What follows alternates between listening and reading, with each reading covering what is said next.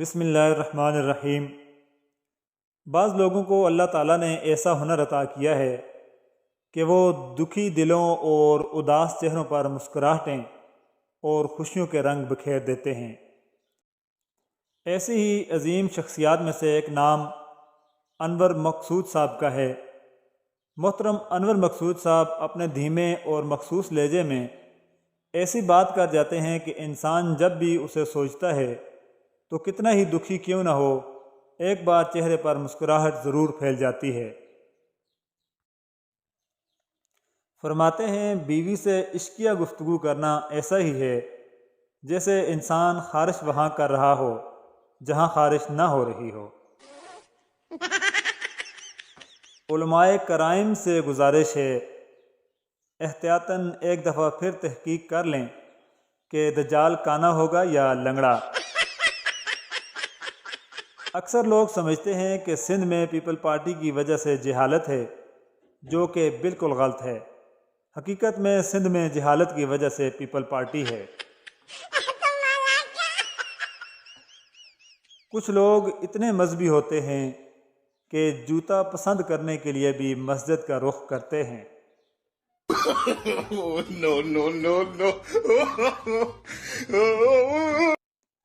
بہت کم لیڈر ایسے گزرے ہیں جنہیں صحیح وقت پر مرنے کی سعادت نصیب ہوئی۔ فرماتے ہیں قسطوں پر ریفریجریٹر خریدنے کے بعد واقعی فرق محسوس ہوا، اور وہ یہ کہ پہلے جو بدمزہ کھانا صرف ایک ہی وقت کھاتے تھے اب اسے ہفتے بھر کھانا پڑتا ہے۔ دنیا میں کامیاب جوڑا صرف جرابوں کا جوڑا ہے، جو ایک کے بغیر دوسرا ادھورا ہوتا ہے۔ کچھ لوگ اتنے بھیانک کنوارے ہوتے ہیں کہ ان کے تاش کے پتوں میں بھی بیگم نہیں آتی۔ میٹھا خربوزہ اور خاموش بیوی قسمت والوں کو ملتی ہے۔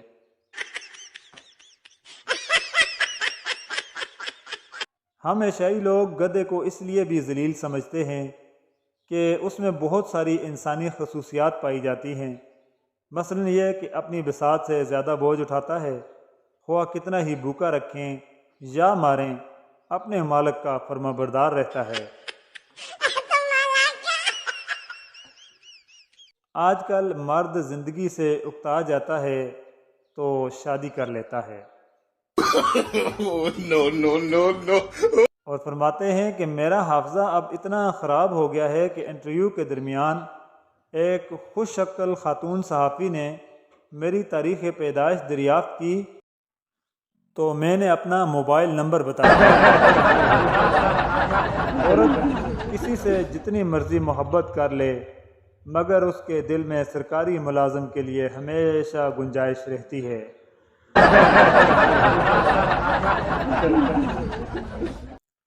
بڑا آدمی جب گناہ کرتا ہے تو حج کر لیتا ہے، اور جب جرم کرتا ہے تو جج کر لیتا ہے۔